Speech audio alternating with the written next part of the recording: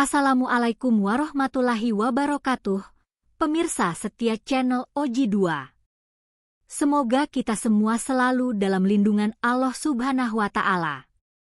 Di kesempatan kali ini, kita akan menyimak sebuah kisah penuh hikmah yang bercampur antara cinta, cobaan, dan ujian iman. Bismillahirrohmanirrohim. Allahumma sholli ala Sayyidina Muhammad wa ala ali Sayyidina Muhammad. Silahkan teman-teman semua, tekan tombol like, subscribe, dan nyalakan lonceng notifikasi agar tidak ketinggalan kisah menarik berikutnya. Mari kita mulai kisahnya.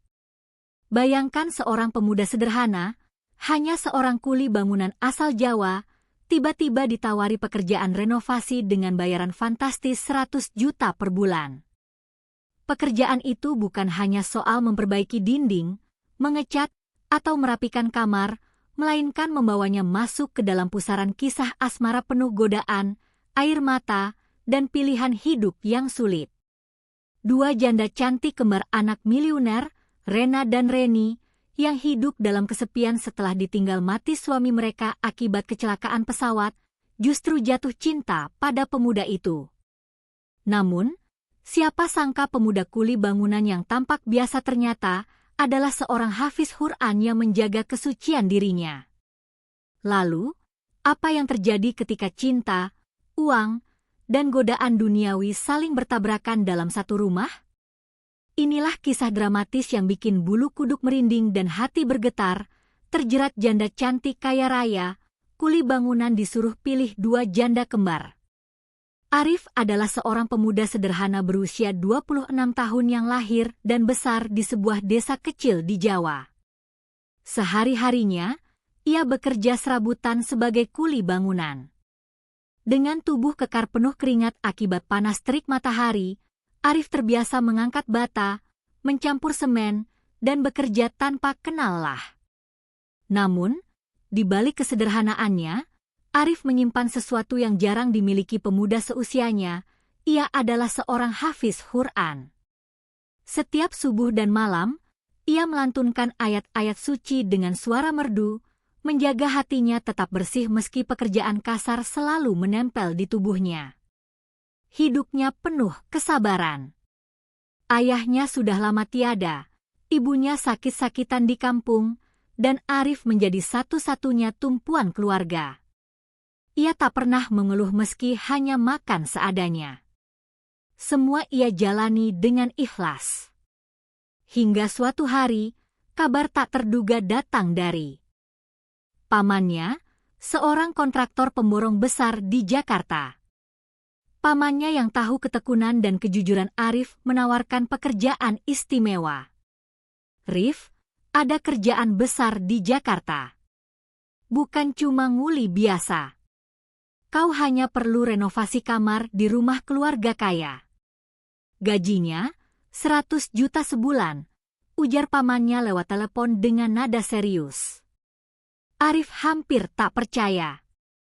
Bagaimana mungkin seorang kuli bangunan seperti dirinya bisa mendapatkan bayaran sebesar itu?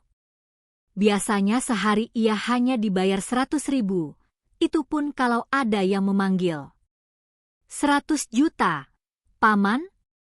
Untuk renovasi kamar? Apa tidak salah dengar? Tanyanya, setengah terbata. Pamannya tertawa kecil. Aku juga awalnya kaget, Rif. Tapi keluarga itu memang orang kaya raya. Dua putrinya, Rena dan Reni, anak seorang miliuner. Suami mereka baru saja meninggal karena kecelakaan pesawat. Sejak itu mereka jarang keluar rumah, hidup penuh kesedihan, trauma, dan tak mau diganggu. Mereka sendiri yang minta ada pekerja dari luar, dan entah kenapa mereka pilihmu. Aku rasa ini sudah rezekimu. Hati Arif bergetar. Tawaran itu terdengar terlalu indah untuk jadi kenyataan. Tapi ia juga tahu, Allah bisa memberi rezeki dari arah yang tak disangka-sangka. Dengan bismillah, ia pun menerima tawaran tersebut. Hari itu, Arif berangkat ke Jakarta. Ia menumpang bus malam dengan hanya membawa tas sederhana berisi pakaian kerja, sarung, Al-Quran kecil yang selalu menemaninya, dan sepasang sandal. Ketika sampai di ibu kota, pamannya menjemput lalu mengantar ke sebuah kawasan elit yang membuat Arif terperangah. Jalanan lebar, pagar tinggi menjulang, dan rumah-rumah bak istana berderet rapi. Di depan sebuah rumah besar bercat putih dengan pilar menjulang, mobil-mobil mewah terparkir rapi. Pamannya berhenti dan berkata, "Inilah rumah keluarga itu. Mulai besok kau kerja di sini. Ingat, jaga sikap." Mereka baik, tapi juga sensitif karena masih berduka. Arif menelan ludah. Ia melangkah masuk melewati gerbang besar, disambut halaman luas dengan taman terawat. Begitu pintu utama terbuka, ia melihat kemewahan yang belum pernah ia lihat seumur hidupnya. Lampu kristal menggantung, lantai marmer mengilap, dan aroma parfum mahal tercium lembut di udara. Dan di sanalah, untuk pertama kalinya, ia melihat dua wanita kembar yang akan mengubah jalan hidupnya. Rena dan Reni. Mereka cantik luar biasa, elegan dalam balutan gaun sederhana, namun wajah mereka menyimpan kesedihan mendalam. Ada lingkar hitam di mata, ada tatapan kosong yang berusaha disembunyikan dengan senyum tipis. Arif terdiam, menunduk sopan. Jantungnya berdegup keras. Bukan hanya karena kecantikan mereka, tapi juga karena aura kesepian yang begitu pekat. Ia merasakan ada sesuatu yang jauh lebih dalam di balik pertemuan ini, sebuah takdir besar yang sedang menunggu untuk terungkap. Hari pertama Arif bekerja di rumah megah itu dimulai dengan rasa canggung. Ia hanya membawa peralatan sederhana, palu, meteran, kuas, dan kotak perkakas kecil. Baginya, pekerjaan renovasi hanyalah soal teknis. Namun, begitu melangkah ke dalam kamar yang harus direnovasi, ia sadar ada beban emosional yang menyelimuti ruangan itu. Dinding kamar masih menempel foto keluarga besar, bingkai pernikahan, serta mainan anak-anak kecil yang tampak ditinggalkan. Rena dan Reni, meski kaya raya, seolah tidak sanggup menyentuh kembali kenangan-kenangan itu setelah kepergian suami mereka. Awalnya Arif fokus bekerja. Ia membersihkan dinding, mengecek kebocoran plafon, hingga mengukur ulang posisi lemari. Tangannya cekatan, wajahnya serius, keringat menetes meski AC ruangan menyala. Namun, ia sadar ada sepasang mata yang sering mengawasinya. Rena, si kembar dengan karakter tegas, duduk di sofa sambil berpura-pura membaca majalah.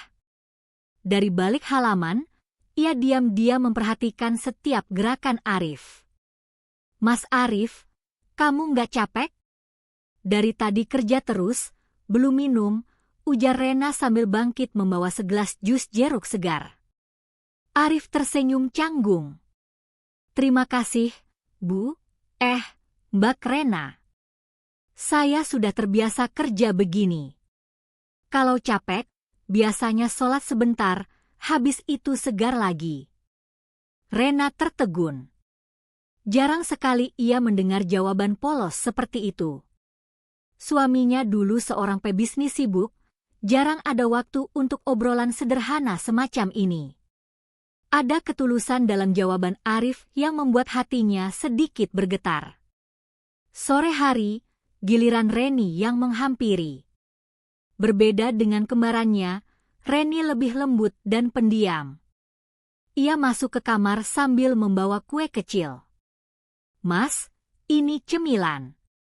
Biar ada tenaga," ucapnya pelan. Matanya sembab, seolah habis menangis. Arif menerima dengan hormat. "Terima kasih, Mbak. Semoga Allah membalas kebaikanmu." Kalimat sederhana itu membuat dada Reni terasa hangat. Sejak suaminya meninggal, hampir tak ada laki-laki yang berbicara padanya dengan kelembutan dan doa. Ia duduk di kursi dekat jendela, memandangi Arif bekerja dalam diam. Hanya suara ketukan palu dan gesekan kuas yang terdengar, namun entah kenapa keheningan itu justru membuat hati Reni tenang. Hari-hari berikutnya, suasana mulai berubah. Arif yang awalnya hanya pekerja biasa, perlahan menjadi bagian dari rumah itu. Ia bukan hanya membetulkan dinding atau mengecat, tetapi juga kadang membantu hal-hal kecil seperti memperbaiki mainan anak, mengganti lampu, bahkan menemani ngobrol di ruang tamu ketika kedua janda kembar itu merasa kesepian. Dan pada suatu malam, pamannya memanggil Arif ke ruang tamu. Di sana, Rena dan Reni sudah duduk menunggu dengan wajah serius. "Arif," ujar Rena membuka percakapan, "sebelum kamu mulai pekerjaan lebih jauh, ada hal yang perlu kamu tahu. Gaji kamu di sini 100 juta per bulan. Itu bukan salah dengar. Kami ingin kamu merasa dihargai. Jangan anggap pekerjaanmu kecil. Kehadiranmu di rumah ini lebih penting daripada sekadar renovasi kamar." Arif tercekat. Meski pamannya sudah menjelaskan sebelumnya, mendengar langsung dari mulut mereka membuat jantungnya berdegup. Ia menunduk dalam-dalam.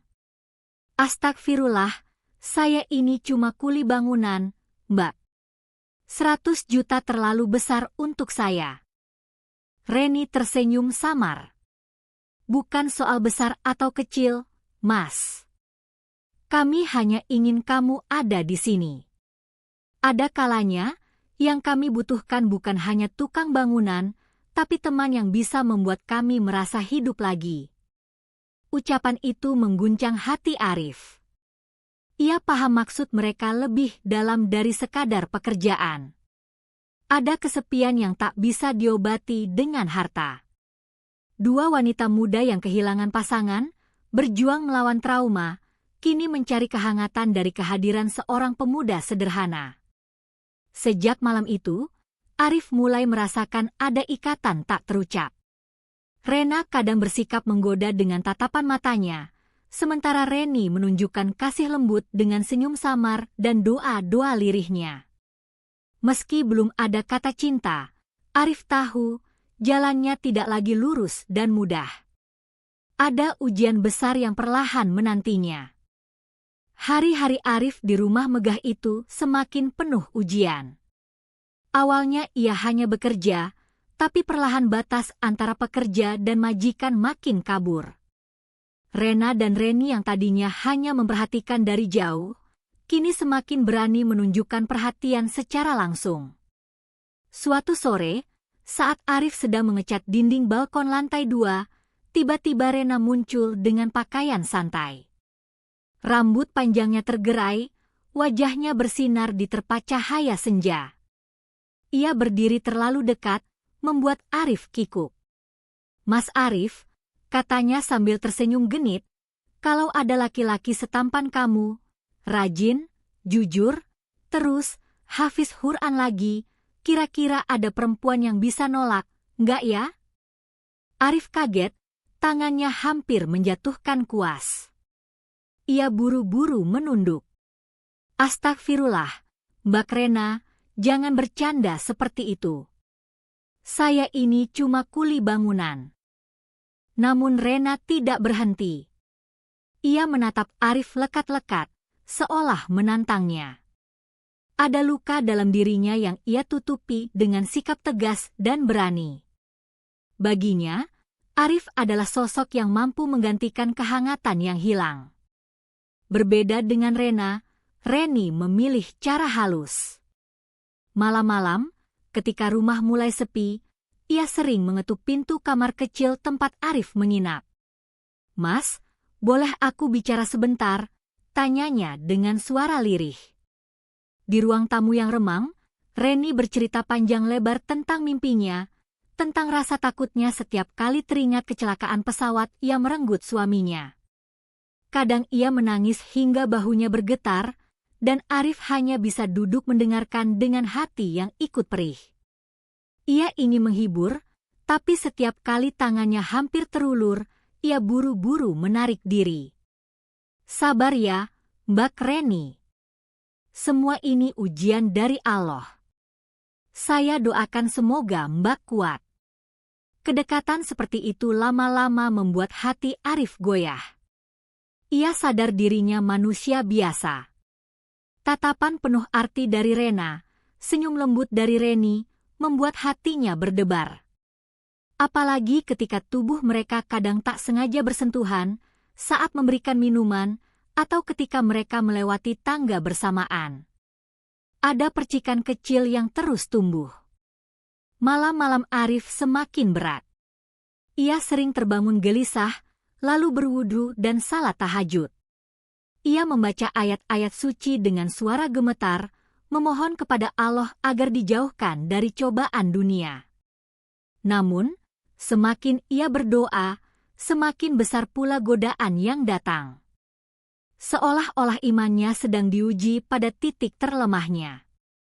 Suatu ketika, setelah selesai memperbaiki lampu di ruang tamu, Rena tiba-tiba berdiri di belakangnya. Ia mendekat, terlalu dekat. Suara napasnya terdengar jelas. "Mas Arif," bisiknya, "kalau aku minta kamu jangan pergi dari rumah ini, kamu mau?" Arif tercekat, tubuhnya menegang. Sebelum ia sempat menjawab, Reni muncul dari arah lain, membawa selimut tipis. "Mas, jangan kerja sampai malam terus. Kamu butuh istirahat." Wajahnya penuh kepedulian, tapi matanya jelas menyimpan rasa yang lebih dari sekadar simpati. Arif merasa dadanya sesak. Dua wanita cantik, sama-sama terluka, sama-sama butuh sandaran, kini menaruh hati padanya.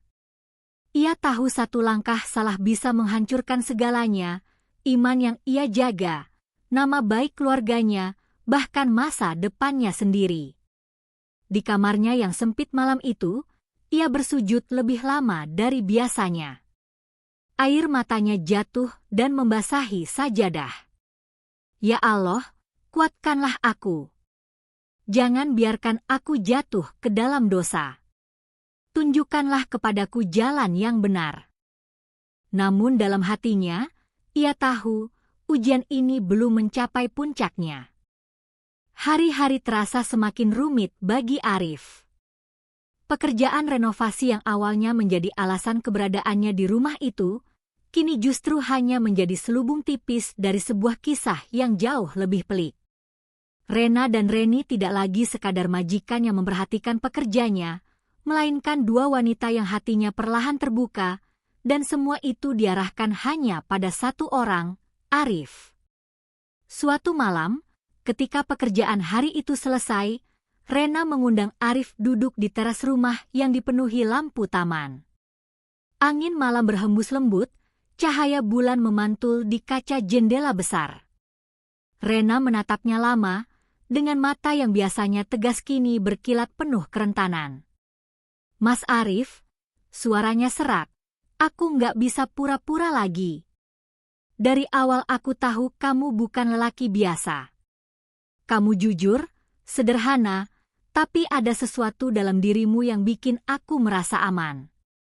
Aku jatuh cinta padamu, Mas. Aku ingin kamu bukan cuma pekerja di rumah ini, tapi bagian dari hidupku." Kata-kata itu menusuk hati Arif. Ia terdiam, menunduk, jantungnya berdegup kencang. Ia tak pernah menyangka perempuan sekaya Rena, dengan semua yang dimilikinya, bisa mengatakan hal itu pada seorang kuli bangunan sepertinya. Namun sebelum Arif bisa memberi jawaban, takdir kembali memainkan perannya. 2 hari setelahnya, giliran Reni yang membuka hatinya. Saat itu Arif sedang merapikan perkakas di ruang kerja, dan Reni datang membawa teh hangat. Wajahnya terlihat pucat, tapi matanya berbinar penuh keyakinan. "Mas Arif," ucapnya pelan, nyaris bergetar, "aku tahu ini mungkin salah waktu, tapi aku nggak sanggup lagi menyimpan sendiri. Aku juga jatuh cinta padamu. Kamu nggak pernah menghakimi aku. Kamu selalu ada saat aku butuh. Aku nggak tahu sejak kapan, tapi setiap kali kamu ada di dekatku, aku merasa luka ini sedikit sembuh. Mas, izinkan aku mencintaimu. Arif merasakan bumi seperti berhenti berputar. Dalam hitungan hari, dua wanita kembar, sama-sama cantik, sama-sama kaya raya, mengutarakan cinta yang tulus padanya. Namun justru itulah yang membuat beban hatinya semakin berat. Bagaimana mungkin ia memilih salah satunya tanpa melukai yang lain? Malam itu, Arif mengurung diri di kamar kecilnya. Ia menatap Quran yang tergeletak di meja, membuka lembar demi lembar, mencari ketenangan. Hatinya bimbang, antara godaan cinta yang begitu nyata dan tanggung jawab imannya yang harus ia jaga. Rena dengan keberaniannya, Reni dengan kelembutannya. Keduanya menawarkan cinta, dan ia terjebak di tengah. Ya Tuhan! Bisiknya lirih. Apa yang harus kulakukan? Jika kupilih salah satu, pasti akan ada sakit hati. Jika kutolak keduanya, aku takut menyakiti perasaan mereka. Tolong tunjukkan jalan MU. Sejak saat itu, rumah megah itu bukan lagi tempat kerja bagi Arif, melainkan medan ujian terbesar dalam hidupnya. Dua wanita yang terluka kini meletakkan harapan pada satu laki-laki sederhana. Dan Arif, dengan segala keterbatasannya, harus menghadapi kenyataan bahwa cintanya menjadi rebutan dalam sebuah kisah yang mustahil tanpa air mata. Hari-hari setelah kejadian di malam penuh teror itu, terasa semakin berat bagi Poniman. Setiap pagi ia menatap cermin kecil di kamarnya, berharap perubahan aneh di wajahnya hanyalah mimpi buruk. Namun kenyataan selalu menyambutnya dengan kejam, kepala kambing itu semakin jelas, semakin nyata. Matanya yang dulu tajam kini berubah menjadi sorot binatang, dengan pupil horizontal yang tampak asing. Rambut hitamnya digantikan bulu kasar, dan suaranya yang tegas mulai terdengar serak seperti embikan. Poniman berusaha menyembunyikan perubahan itu dengan segala cara. Ia membeli topi besar, masker, bahkan kerudung panjang untuk menutupi wajah. Namun setiap kali keluar rumah, anak-anak kecil di pasar menatapnya dengan ketakutan. Itu si Pak Satpol PP yang kepalanya mirip kambing, bisik mereka. Orang dewasa pun tak berani mendekat terlalu dekat. Sebagian hanya menggeleng, sebagian lain menyebutnya sebagai hukuman dari Tuhan. Istrinya, Ratmi, mencoba menguatkan hatinya. Namun malam demi malam ia menangis diam-diam. Ia rindu wajah suaminya yang dulu gagah, rindu suara tenangnya. Kini setiap kali Poniman berbicara, ada gema aneh, seperti suara kambing yang terjebak di tenggorokan manusia.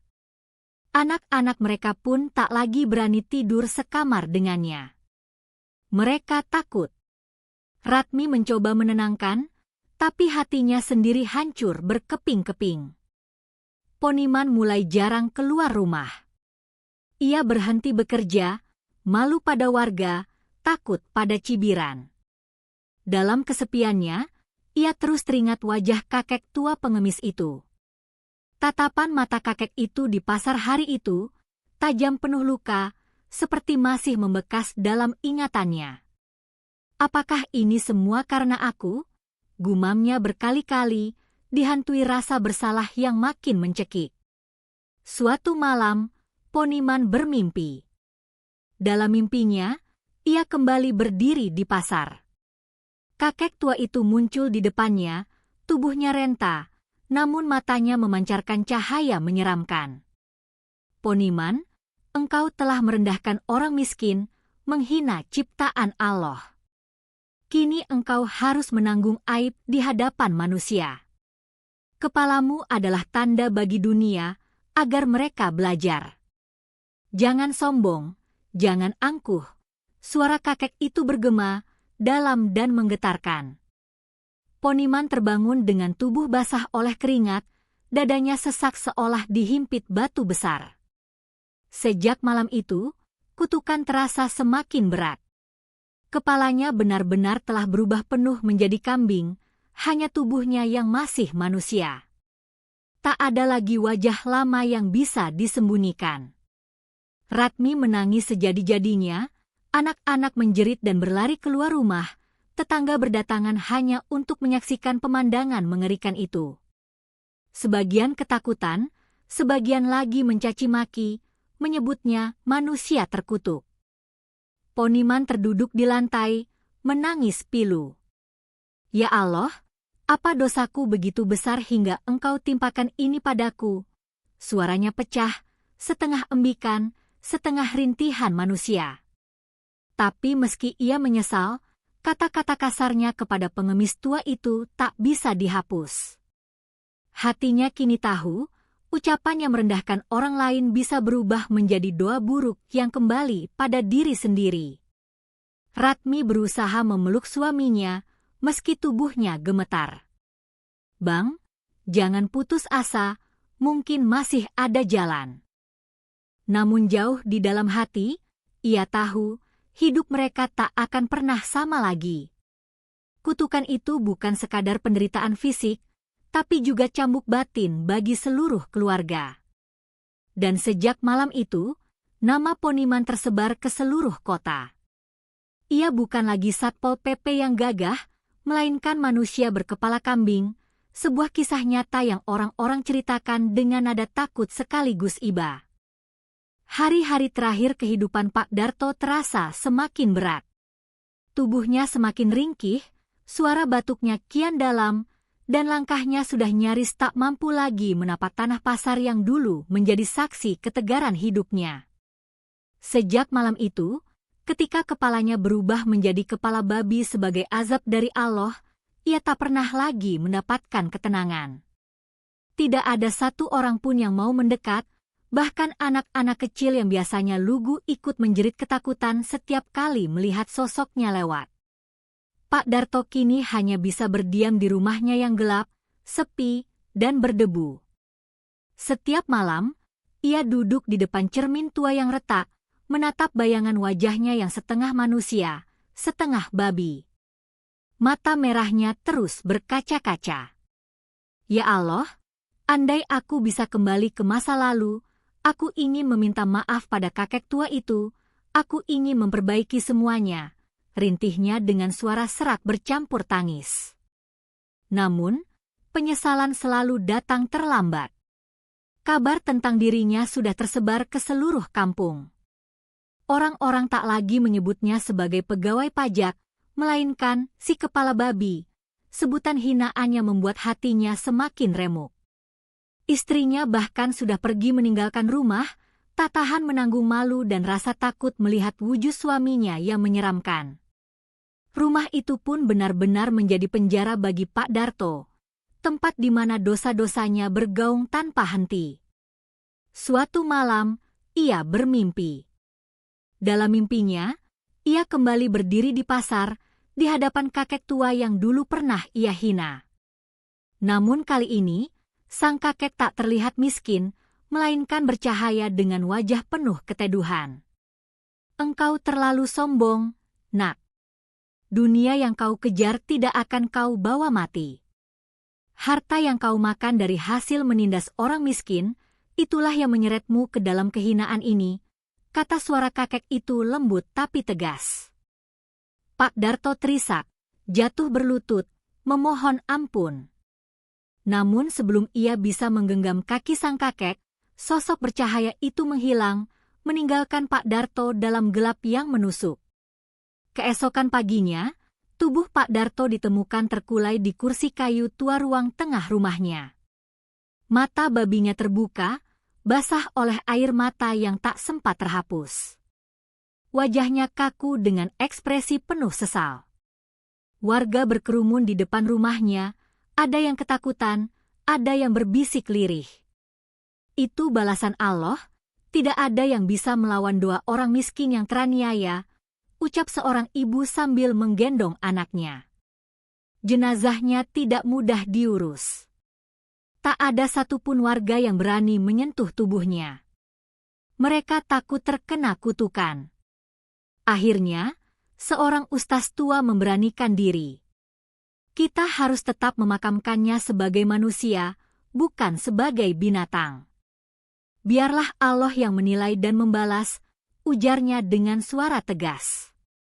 Dengan doa-doa yang lirih, mereka menguburkan jasadnya di pemakaman kampung. Tanah merah menutup tubuh Pak Darto, dan sejak itu, kisahnya menjadi pelajaran pahit yang selalu diceritakan dari mulut ke mulut. Setiap kali ada orang yang mencoba berbuat zalim di pasar, warga akan mengingatkan, jangan sombong. Jangan menindas orang miskin. Ingatlah nasib Pak Darto. Akhir hidupnya memang tragis, namun dari tragedi itu lahirlah hikmah besar. Bahwa kekuasaan, jabatan, dan harta tidak ada artinya jika hati dipenuhi kesombongan. Dan doa orang-orang lemah, meski lirih, bisa menembus langit, menjadi panah yang tak pernah meleset menuju takdir. Malam itu langit mendung berat, petir sesekali menyambar di ufuk barat, seakan menjadi tanda bahwa alam pun murka terhadap seorang pria yang telah menukar kasih sayang seorang ibu dengan gemerlap dunia. Setelah tubuh budi, pegawai pajak yang kini kepalanya berubah menjadi kepala babi, dihalau keluar dari rumahnya sendiri, ia berkeliaran di jalanan dengan langkah terseok. Warga yang melihatnya menjerit histeris, sebagian melemparinya dengan batu dan kayu, sebagian lagi lari tunggang langgang sambil membaca doa. Namun, yang paling menusuk hatinya adalah sorakan anak-anak kecil yang menirukan suara babi, mengejeknya tanpa ampun. Hatinya luluh lantak. Ia ingin berteriak bahwa dirinya manusia, bahwa ia terjebak dalam kutukan, namun dari mulutnya hanya keluar suara lemuhan babi yang memalukan. Hari berganti, hidupnya berubah drastis. Tak ada lagi pakaian rapi, mobil mewah, atau kursi empuk di kantor pajak. Kini ia makan dari sisa sampah pasar, mengais kulit buah busuk, atau nasi basi yang dibuang orang. Setiap kali ia mendekat ke keramaian, warga langsung mengusirnya dengan lemparan batu. Pergi sana, dasar jelmaan babi pesugihan, teriak seseorang. Ia hanya bisa menangis, teringat betapa dulu ia dengan sombong memarahi kakek tua miskin di pasar. Ironis, kini ia sendiri yang menjadi tontonan orang, bahkan lebih hina dari pengemis. Dalam kesunyian malam di pasar sepi, ia sering bermimpi. Ia melihat wajah ibunya yang dulu menangis saat dimaki olehnya. Tangan ibunya bergetar saat memohon agar anaknya tidak serakah. Tapi Budi justru membentak, "Sudahlah, Bu. Diam saja, saya tahu apa yang saya lakukan." Kini bayangan itu menghantuinya.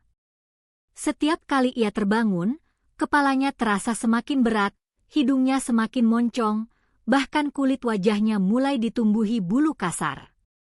Proses kutukan itu belum selesai.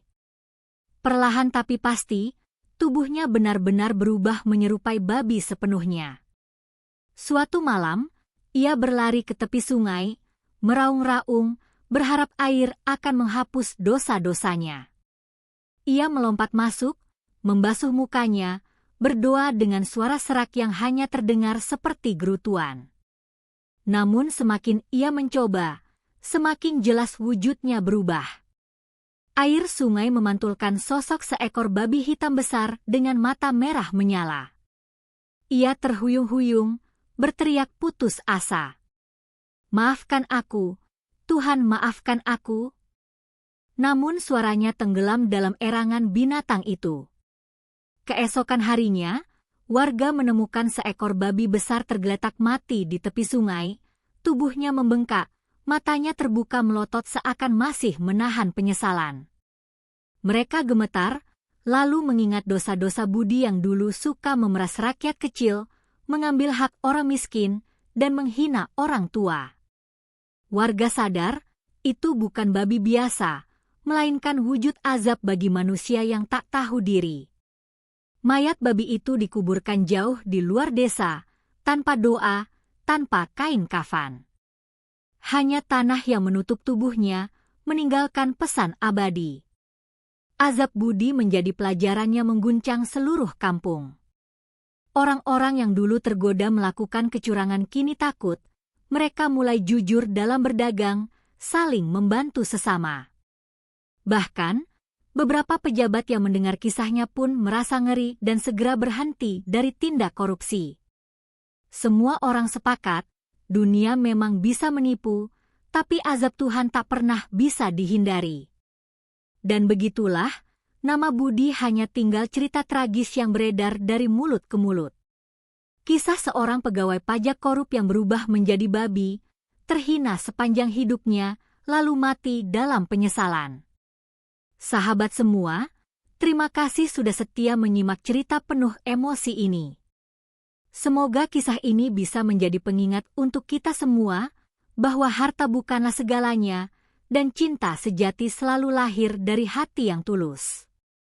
Silahkan subscribe, like dan share. Semoga Allah Subhanahu wa Ta'ala selalu melimpahkan rahmat keberkahan dan rejeki yang berlimpah untuk kalian semua. Amin.